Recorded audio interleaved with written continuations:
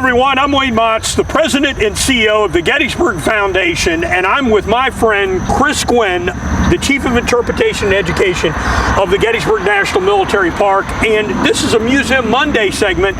And Chris, we're out on the battlefield for Museum Mondays. We're going to connect the museum, but where are we standing? Why is it important, and what do you have to tell us? Yeah, sure. So we're on what we call North Cemetery Ridge. So Cemetery Ridge extends really from Little Round Top all the way to its nexus with Cemetery Hill. That's where we are. So right behind the camera is the Emmitsburg Road.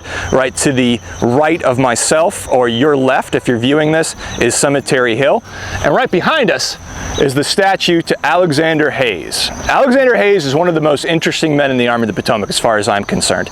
He's a division commander at the Battle of Gettysburg, and he essentially commands everybody that's on this stretch of the ridge. Alexander Hayes and his command will be crucial in both the fighting on July 2nd in the afternoon and also on July 3rd, the following day, the repulse of Pickett's charge.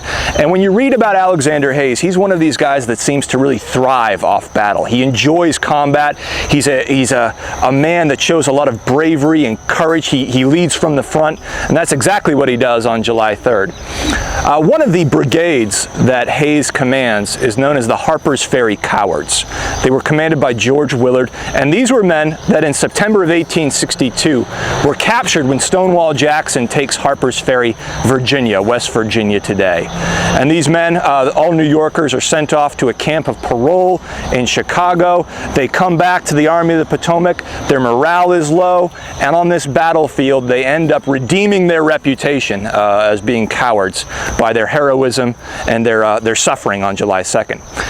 Following Pickett's charge, Alexander Hayes would take a captured Confederate battle flag, trail it in the dust, and ride up and down the ridge in front of his men as a kind of triumphant symbol of their victory over the Confederates. So, Wayne, one of the most interesting men in the Army of the Potomac. Yeah, and what's really interesting is that we have an object in the collections of Gettysburg National Military Park. It's on display in the museum. And Chris, it's in a case entitled Along Cemetery Ridge in the Gettysburg Museum of the American Civil War inside the Museum and Visitor Center, Gettysburg National Military Park. And it is a sword, a battle sword, which belonged to Alexander Hayes. And of course, Hayes is mortally wounded, killed on May 5th, 1864. He's buried in Allegheny Cemetery in Pittsburgh, Pennsylvania. Friend of Ulysses Simpson Grant. Next time you're here, come out here, stand here, then go in the museum and take a look at that beautiful sword that belonged to Alexander Hayes, actually connecting the battlefield, Chris,